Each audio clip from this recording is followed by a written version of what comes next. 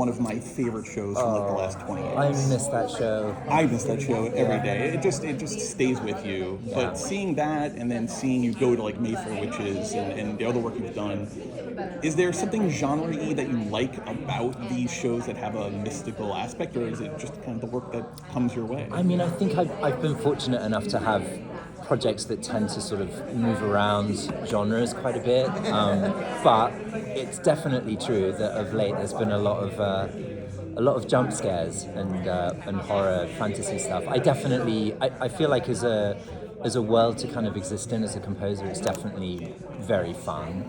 I was just thinking about working on The Magicians with Mike Cahill when we were working on the pilot for that show.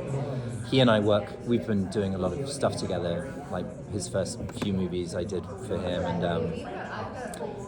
finding the sound with a filmmaker together, like having those early exploratory sessions is really the joy of composing. And I think that in fantasy, it's like the world is so open, you can really just do anything, and I think that's part of the appeal. And similarly with Mayfair Witches, we didn't know what it was going to sound like, and they're on set and they're asking me for certain things while they're still shooting, and I'm kind of like, okay, what about this, what about that, and you find it together. And I think that's really, like one of the great attractions of that field. In shows in like Mayfair Witches and Magicians, there's so much music, even underscore as well as the themes. Right. Do you do a lot of that composing just based on the script, or is it all you want to sit with the director first and cook and talk about what it is before you start to compose? It's kind of a bit of both. I mean, certainly at the beginning of a season, I tend to read the scripts, and if they're shooting, I'll get access to the dailies and sort of get a sense of what the tone is looking like.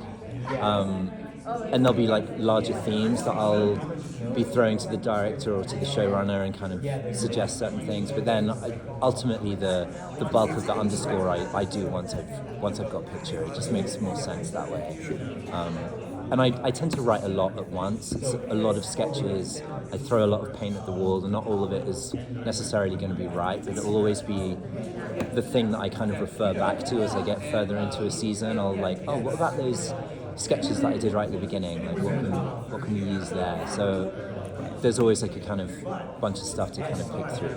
But that's a perfect segue though, because I want to talk about themes and writing them. The clip you showed in the panel had the love theme starting in it. Do you approach the way you compose differently depending on the mood that you're trying to project? Do you have to be in a certain mindset to write love versus action versus whimsy or fantasy? That's a great question. I mean, I believe in. My wife is a painter, and she is a great believer in Francis Bacon, and she has, I forget what the quote is exactly, but ultimately there's no such thing as inspiration, or like there's no such thing as the lightning bolt of like, you're not going to suddenly have the idea. It all comes from just work and repetition, and I believe in it to some extent, but I have quite a kind of orderly way that I work. I get up in the morning, take the kids to school, and I'm in front of the rig by 9 a.m. And if it's a love theme I have to write, then I'll just get in there and do it, But I mean, with that one, that was interesting because I scored. We worked on the series somewhat out of order, as tends to happen with television. Like the first few episodes generally get skipped over and you sort of jump into the middle first. So I'd already established the palette for Lasher and for The Dark Place and for sort of other bigger themes, I guess, and then kind of jump back to doing something that's more intimate for them. But there always has to be this sort of eureka moment, I call it, which generally is like at some point I'll always be behind the piano and I need to like stumble on the chords and the melody that I just know wouldn't exist without those characters, or vice versa. And I'm curious to see how that filters into the music that you've composed. Kind of all over the place. I mean, I started out as a jazz musician. At the age of 14 or 15, I was playing in cafes and bars around London, and then I got into writing techno, put out some records in London. Then I was the lead singer of a band in New York for a while. So it's kind of all over the place. But having said that, film scores were always my first love. Like I sang the whole score of Star Wars to my parents at the age of 6, and then, like I said in the panel, went out and bought Ennio Morricone so film scores and that kind of that relationship with the picture has to music is something that's always fascinated me. But I think there's a lot of jazz in my background, for sure. A lot of jazz and a lot of film scores and everything in between, I guess. When you're doing something like Mayfair, which is the beginning of that scene in particular had a very, like you said, the New Orleans Death March kind of feel, is very voodoo influenced and in Creole and Haitian and all of that. Yeah. If that's not music you're familiar with, what kind of deep dive education do you have to give yourself to compose out of what you know? I mean, the internet is a huge tool. I gotta be honest. I looked at a lot of YouTube. What did we do before? Yeah, I know, it's crazy, right? I mean, I was working on that cue, and I happened to be with a percussionist friend of mine called Spencer Cohen, who's playing on that. Very that cue. I love it. Yeah, I'm a drummer by heart. Oh, right in my younger years. He and I have collaborated on a lot of stuff together, and he was like, I know these rhythms. Have a look at this. Have a look at that. And he sent me a few different things, and ended up kind of recording for me as well. But yeah, I tend to start with a Google search, and then there are other cues in that. The more complicated ones that didn't really get talked about today were the Gaelic stuff, the 17th century Scotland. What does that sound like? And linguistically, a lot of what Maya is singing is Gaelic. It started out as I'm trying to basically sound like I'm writing a Gaelic folk song, and then reverse it, have her sing that, and then do all these kind of crazy things to make it feel more witchy, let's say. The last 5 years, maybe even more, there's been a real movement to using voice in soundtrack. I know Joe also has used it in his other shows too. Why is that, do you think? I have my own theories, but I'm curious, for you, what does it give you flexibility-wise as a composer? I think a lot of for character-driven story, it's an incredibly useful tool, especially if they're female heroes or villains. It's something that I think an audience instantly connects with, and as a tool, it's somewhat infinite, in terms of what sonically you can achieve with the human voice. So. Yeah, but it's definitely been I love it. There's a mood. There's an instant mood when you hear it. There is. It takes you to a place. I think so. The right place. Yeah. I know. Your side business. Yeah. Well, it really. It's funny because I think I got into this game rather naively, thinking that scoring commercials would get me into scoring movies. It didn't. It's a very separate thing, and I ended up being an in-house composer in New York for 7 years, and eventually got quite frustrated where I was, despite getting a ton of really good experience as a composer. It was very separate, and I always, I'd be sneaking around doing indie films at night, and eventually left that place, grabbed one of the producers that was there, and she and I started Fall on Your Sword as a place that could kind of cross-pollinate more, and we score commercials, but also, if a director has made a campaign for Nike, if he or she then goes to make a TV show, we would go along with them. And I feel like that was the idea that we started the business with. And then, of course, it's grown into so much more. I also build these interactive art pieces that go under the name Fall on Your Sword, and we also have a dub stage at the studios in LA, and we mix projects now in the whole Dolby Atmos thing. But yeah, the idea was really to sort of have a safe setting that would allow me to kind of do weird, risky things like scoring Sundance movies, and then eventually, thank goodness, my career is I'm all right now, so I'm kind of. That's great. Yeah, I'm very excited to be back on board for that. Beyond that, what else do you have coming up that people can look out for? That you can talk about. Sure. There's a show in May that's coming out called Class of '09. It's on FX. It's a kind of what would happen if the criminal justice system became ran by AI. So it's a sort of 3 timeline series. It's pretty interesting and cool. And then I just finished a werewolf movie with my dear friend Larry Fessenden called Blackout. That's probably going to come out towards the end of the year, and I'm working on another movie with a director called Mike Mohan, who I did The Voyeurs with. a Sydney Sweeney movie called Immaculate. That's awesome. How's your Wondercon? I'm loving it. I went to New York Comic-Con once, because I used to live in New York. Okay. So this is like my first WonderCon, but I'm going to stick around after this and go explore it. I'm into it. The exhibition floor is pretty good. I was here last year, and it was a little odd. Like, we were still wearing masks. The crowds were down. It was one of the first big cons back. Which is like, and everybody was probably apprehensive. Right, like, and so this really kind of set the mold for the rest of the cons. It kind of opened up, and we're able to do it. So the vibe is much better this year. It's much more relaxed. Especially for your job, because you're like, you gotta talk to people. You want to talk to people and like make them feel like not scared. And talking with a mask on too, it's just kind of like constantly pulling at your mask and talking to people and shouting. So. I know. Very cool. You have won so many awards already in your career for young composer, up and coming composer, young music.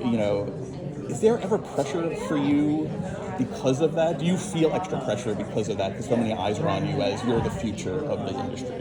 That's a great question. I think I could feel that pressure, but I don't, because I think the truth of the matter is like those awards don't really get you gigs. Like when a filmmaker considers a composer, they're just looking at credits. So it's like it can be. I kind of tell some other students and young composers like, oh, it's great that you won all these awards, or maybe you won the same award I did. But the truth is like it didn't really get me the gig. It might have validated like you might have the talent to achieve a gig or an opportunity. But like the actual work of like a prior credit or assisting a composer or being on a team, that's kind of like what gets you the job. So I think because it's not directly playing it, I think if it was an Oscar, that would be like a different story. Right. Or if it was like a Grammy or blah, blah, blah. And maybe like if I'm fortunate enough, if that ever did happen, that would be like a different kind of question. But I think currently not as much, How to Blow Up a Pipeline premiered at TIFF. It did premiere at TIFF. I'm assuming it's your first time at TIFF. My first time at TIFF. What was that experience like? Doing a red carpet, doing the whole shebang. Because TIFF has become insane. I also, first of all, first time in Toronto. Such a great city. Yeah. So fun. TIFF, like also the people there were like so insane for celebrities. Like Taylor Swift was there, and I was like on the 20th floor, and it sounded like an amusement park. Like it was just like a roller coaster, like the screams. So it was that's like different than some of my other experiences where I felt like the true force of the fandom, which is kind of exciting because like we're all like doing this because we ultimately are fans that like wanted to get into this, so it was very cool to kind of feel the energy of like all the people excited. And then like the premiere, I mean, I've been working on this movie for like 9 months before, and it's really hard to have any perspective on what people will view your film as. Right. And it was like the dream like scenario where everybody loved it, and it was the only like big acquisition out of TIFF, so we just kind of like had this fever dream of like happiness where it's like, wow, I really like managed my expectations. Like I just think it's easier, like we all try to do that, like I'm gonna go to TIFF, I don't know what it's gonna be like. I didn't realize maybe no one will applaud. Nobody will I gotta applaud. be prepared for that. Also, right? like I didn't realize that the film would sell out so quickly. Like it was like it was like The Whale and How to Blow Up a Pipeline were like the two sellouts, and it was really cool to kind of be a part of that hype, and also as a composer, I'm not dealing with any of the politics, so I just kind of got to sit back and be happy. The director was like dealing with contracts, and everybody else seemed stressed. I was just like chilling and having a great time. And TIFF seems like a really lovely, it was like you felt like the Canadian happy, like the Canadian people like accepting you, just like being very kind and stereotypically awesome. There's a great reason Toronto is like New York stand-in. It's clean New York. It's wonderful. Dude, that's exactly what I thought. Like I was like, this is like a chiller, more manageable New York, because I lived in New York, and so that's exactly. And I remember like the funniest TIFF story is that I waited for the crosswalk, and Toronto police officer thanked me. And I was like, no American cop would ever thank somebody. Like, he's like, thank you, sir. And I was like, a cop? Like, just like, especially after the years that we've been going through with the police, we're just like, whoa, that was like a shock for me. That's hysterical. Yeah. I'm not gonna. I love that I think that the fun thing about that though is that it does. A lot of people are doing, like, a lot of people just are scared to like say that because like, oh, I'm gonna look like a burnout, but Right. it really is like a big bonding thing between For sure. me and my filmmakers. But The takeaway from that article, that was a funny story, but the takeaway from that, though, I think you had a line or a quote in there where you talked about how making a movie and being so close to Daniel and being in that environment led you to really understanding the need for collaboration. Because composing can be so isolated. so isolated. So working with him, talk a little bit more about what you picked up from that aspect of the collaboration.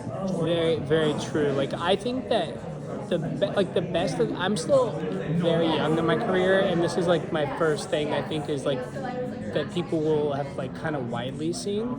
So I think like what I tell younger composers is like building a friendship with a director where when me and Daniel are not working together, we will like go see movies or go to concerts. Like, we could be friends away from our work, and I think that builds this deep trust and like this deep collaborative spirit where we know that we're friends and we can fail in front of each other, and that no matter if I try the weirdest music idea, like I could try the craziest idea that might not be right, but I'm not scared that my job will be jeopardized after it.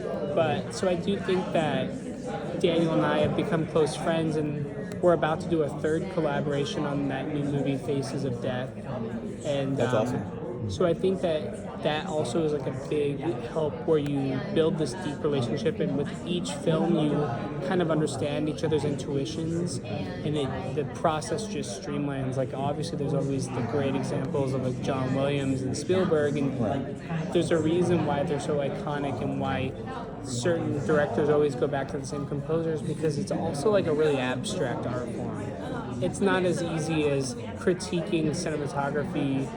You know, you could like almost paint a picture of cinematography, but with music it's very nebulous, and it's not always as easy to pinpoint why something's not working.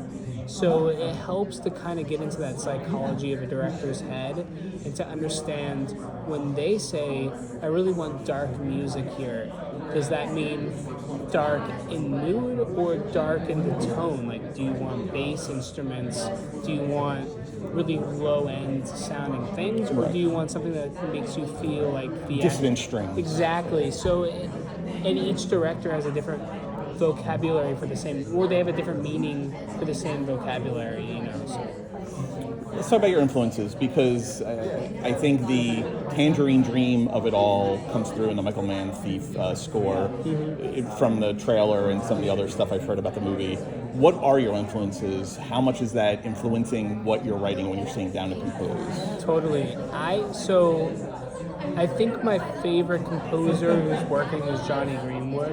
Okay. And I think that when I was younger, Radiohead was a massive influence, both as I was a guitarist, Johnny Greenwood's a guitarist, who kind of transitioned from being in the band space into the film composing world. Right. While I was never like a rock star, I just kind of see a very similar mindset that's like you start being inspired by Zeppelin, Grateful Dead, and Hendrix, where my dad kind of raised me in classic rock and Pink Floyd, and then how do I take those influences and modernize it into a film scoring world? And I studied contemporary classical composition, which is very academic and very pretentious and academic and not very accessible to many audiences. So I think it was helpful, and you could see a lot of those influences with a lot of modern composers, but it was interesting to kind of take Stravinsky or Ligeti's work and combine it with the rock music of, you know, Emerson, Lake and Palmer or Tangerine Dream. So I think I'm always pulling from this duality where classical and concert music was always inspiring, and I was trying to find a way to modernize it. I would also say like Aphex Twin One O Tricks Point Never. Okay. A lot of these electronic IDM artists are really, really inspiring, and I kind of want to learn more about their techniques and kind of aspire to integrate more of that into my scores too. I love the found sound clip that started in the panel. I remember I was in high school and my percussion teacher brought in a break drum. So put down, your marimba mallets, and let's go bang on this break drum for the sound it makes. And it blew my mind. It never occurred to me to hit a break drum. What about that, and how did you find working that into your music? It seems like it was a big part of this project anyway, going out there and working on the pipeline and all the sounds. And we're definitely incorporating it into the new one too. So I kind of want to take this process and make it a trademark, I think, because it was very helpful to be on the set.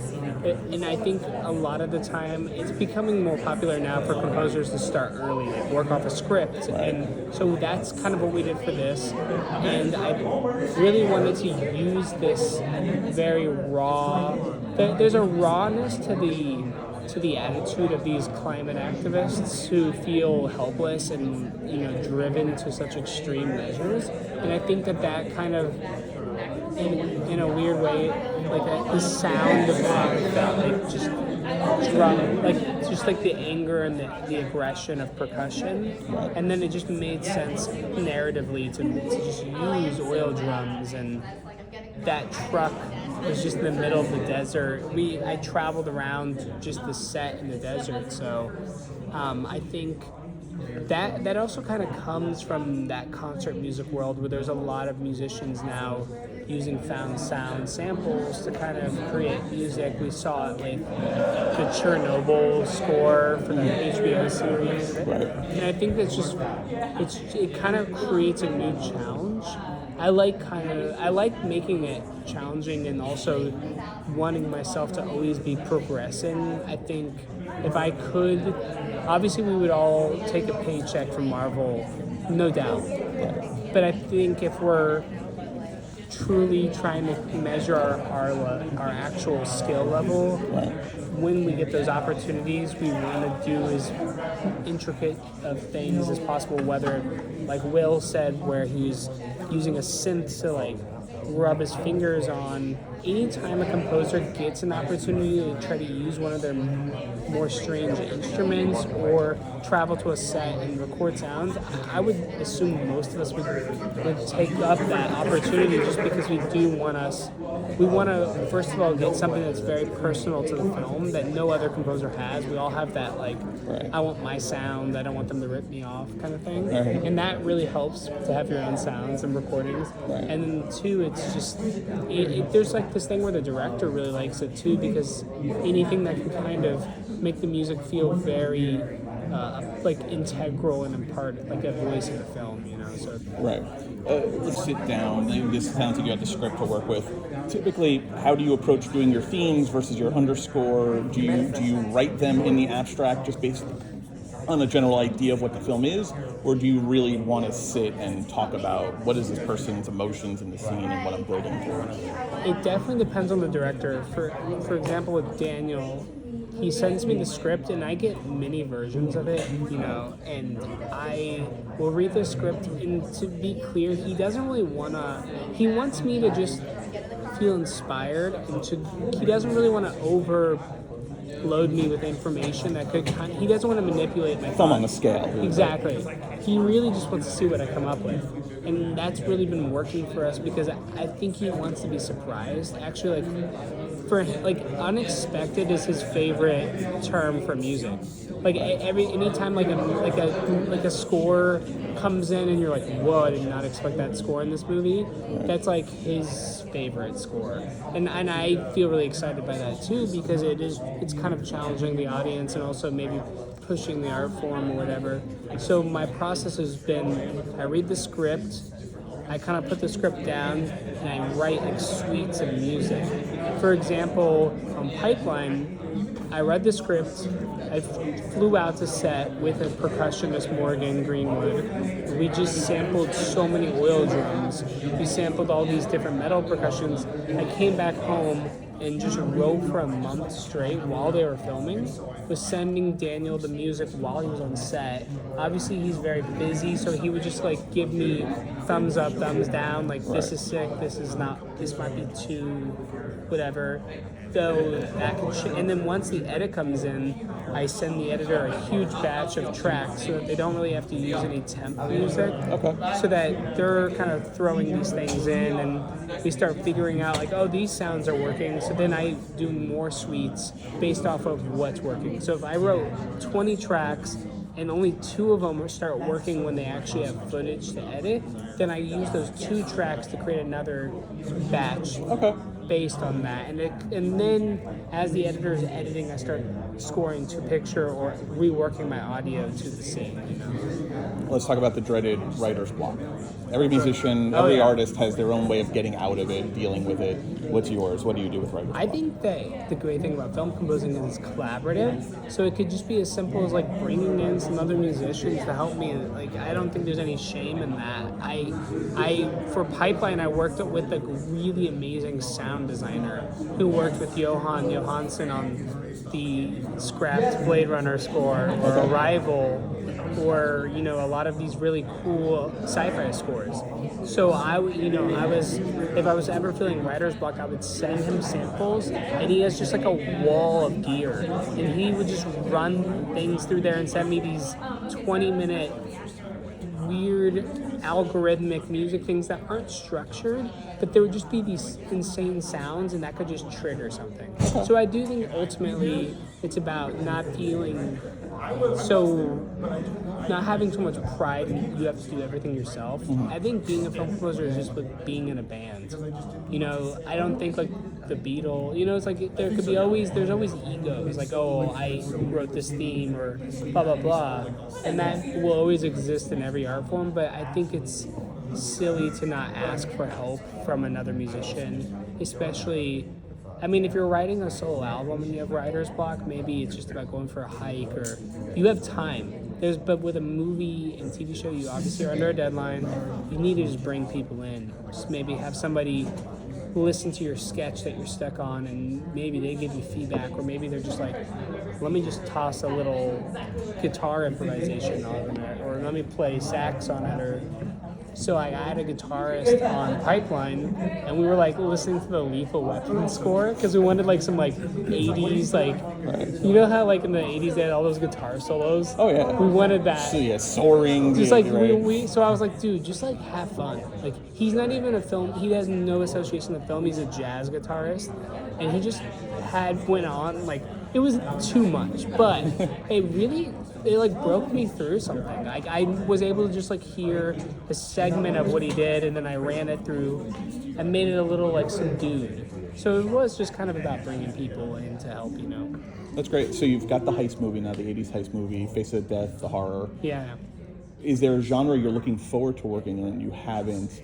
Is there a genre that you want to stay away from that just for whatever reason doesn't do it for you? So I'm dying to break more into sci-fi and fantasy as like a massive fan of like a lot of what Wondercon's about. Sure. Like I would love to break in. I think I'm a more electronic composer, so an intimidating thing is a little bit like what Joe Shirley is doing, where it's like following the footsteps of Ludwig and John Williams. Like that sounds cool, but it's an amazing opportunity. Right. But I think that there is this level of like, I'm scared of being in the shadow of something iconic. So it's like there's always like that intimidating factor of like following going into a deep fandom where there's already an established tone. Right. But I don't think there's any sort of genre that I would steer away from. I think it's kind of more like, oh, here's a Star Wars related thing, or here's like a Marvel project,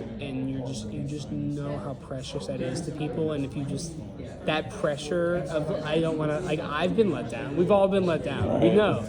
And I don't want to be a part of that. So that's like truly the only thing I like feel intimidated by. My desire though is like when I see movies like Ex Machina, or even like Arrival, for example, or even you know the one exception I would have made is like the Blade Runner score. I think that would be like that could be the maximum of like where I would go. But I think I'm just dying for a great sci-fi franchise or a great series that's like push. I just think like something that's mind bending. Oh, dude, it's so great. Yeah, Tell your wife that I'll maybe see her artwork. Yeah, I'll find you on Instagram. That'd be great, man. It was great meeting you too. That's very funny. Yeah. I do think. Yeah. So I mean, genre-wise, I mean, but for a synth guy though, you can look to like 2001, which had the synth and then mix in with the strings, and then you get that orchestral, but with a great synth line though too. That Definitely, helps you out. and that would be fun as a challenge. Like I definitely want. I do want to be challenged. Like I don't want to just be repeating myself. You know. Right. I think another really intimidating thing is like animation, which a lot of us feel like. But I've been seeing like I thought Trent Reznor and Atticus Ross did a really cool score with John Batiste for what was that Pixar movie? The pianist who's spacing on it right now. Soul. Yeah. Okay. Yeah. So it's like I think that like animation is also evolving, but I definitely think that because of the amount of music, it seems very scary. I mean, but it's not to say that I wouldn't do it. There's just always like that level of like, wow, that could be like a really big challenge. Right. And I look at the challenge, the pressure comes with the challenge. Yeah, of course. Yeah. That's great. I think I've taken up all the time. The room was cleared out, but only because the importance of music in the story. It's an added level of pressure that maybe other shows and other films maybe less pressure, because you do have effects that you're being, whether you talked about in your Marvel movies or Samurai Jack, where there's talking going on and maybe you're doing underscore, so it's there, but it's less there. Here, it's a character. Oh my gosh, you can hear a pin drop in Primal, which it is. It's absolutely when. That's pressure, though. It is, and you definitely feel it. I mean, we've been working on it so long now, and I know what Gandhi likes and don't like. And but yeah, when you hit one piano note in Primal, it sounds like a big drum boom, you know, in that blank canvas. Whereas you do a tiny piano hit in, a Fast and Furious film, it's like, you hear that over the engines? But so you are just more finite and more decisive with what you don't even have to have as many layers, because it's out there for the world to hear. But it's definitely daunting.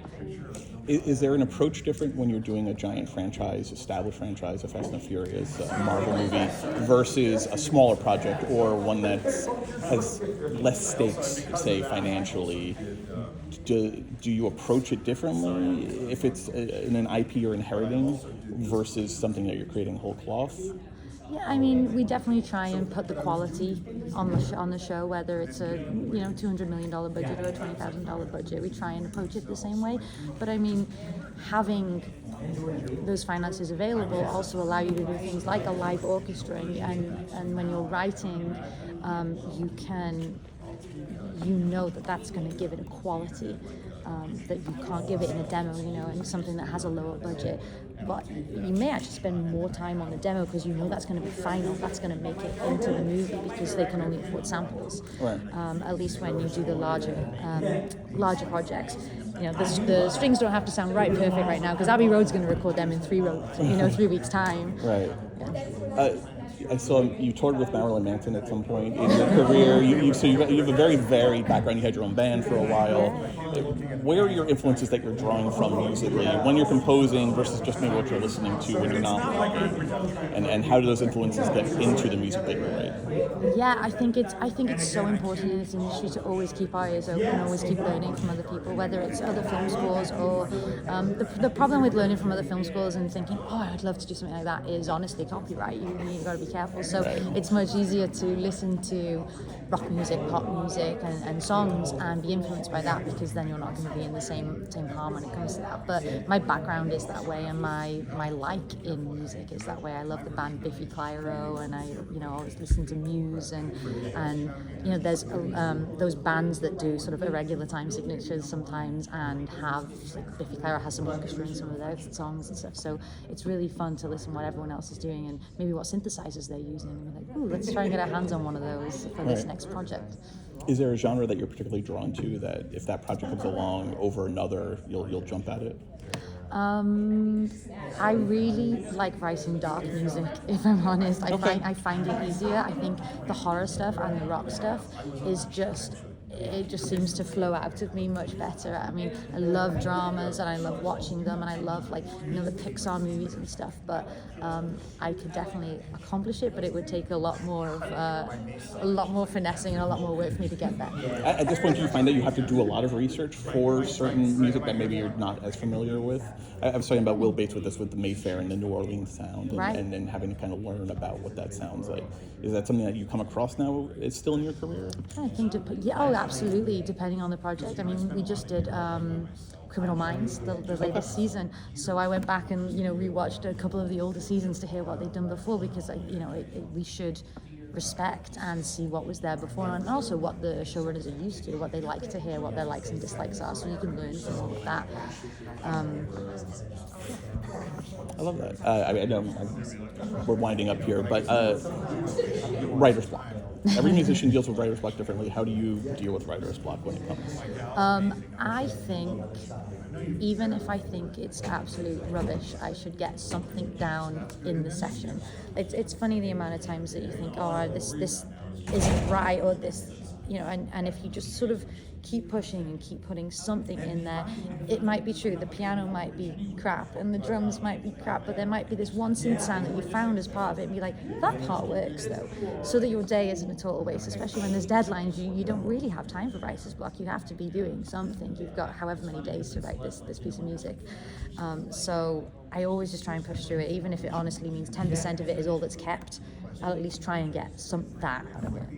I know Gendy's talked about moving Primal into an anthology series going forward in season 3. Is that something you guys are going to be involved in, do you think? We will be involved with season 3, but I can't talk about any storylines yet. Okay, fair enough. What else is coming up for you that we might want to know about? Actually, with Gendy again, we have a new show coming out. It's coming out on HBO Max and Adult Swim. That should be with the whole Time Warner thing that's going on right now. We're waiting to find an exact date, but that's Unicorn Warriors Eternal. Oh, okay, yeah, I heard about that. I was in an HBO Max panel for Clone High and Fired on Mars. So they had their shows, and that show cool. came up and mentioned it. Yeah. That's fantastic. Well, thank you for taking the time. I hope you enjoy the rest of your con.